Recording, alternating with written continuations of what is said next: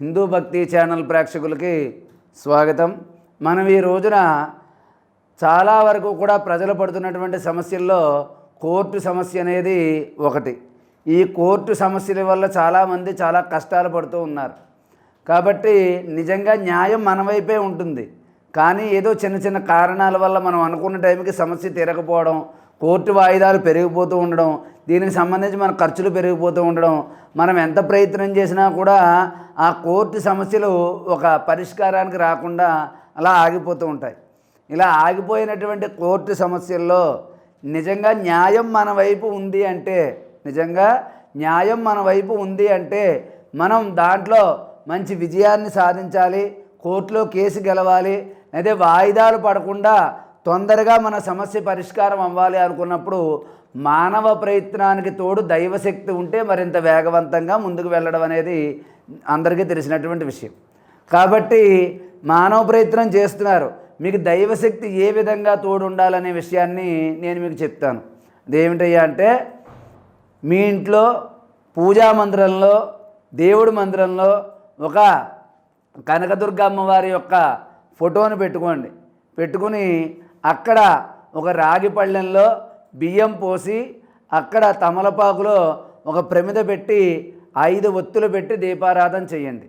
దీపారాధన చేసిన తర్వాత పున్నాగ పువ్వులు అని దొరుకుతాయి మనకి. పున్నాగ పువ్వులు అని ఉంటాయి. ఆ పున్నాగ పువ్వులు 108 పువ్వులు తెచ్చుకోండి. దుర్గా అష్టోత్తరం దగ్గర పెట్టుకుని ఒక్కొక్క నామం చదువుతూ ఒక్కొక్క పుష్పాన్ని ఓం శ్రీ దుర్గాయ నమః, ఓం మహాలక్ష్మీ నమః, ఓం మహాగౌరియే నమః అని చెప్పి ఆ అష్టోత్తర నామాలు చదువుతూ మీరు ఆ యొక్క పువ్వులతో పూజ చేయండి. పూజ చేసిన తర్వాత అరటిపండు పండులా కాకుండా దాన్ని ముక్కల కింద కొయ్యండి. అరటిపండుని ముక్కల కింద కోసి అరటిపండు ముక్కలు నైవేద్యం పెట్టి ఆ అమ్మవారికి నివేదించినటువంటి అరటిపండు ముక్కల్ని మీరు ప్రసాదంగా స్వీకరించడం, మీ ఇంట్లో వాళ్ళకి అందరికీ కూడా దాన్ని పంచిపెట్టండి. ఇలాగ ఒక 7 శుక్రవారాలు చేయండి. అలా చేసిన రోజున శుక్రవారం నాడు ఉదయం నుంచి ఉపవాసం ఉండాలి.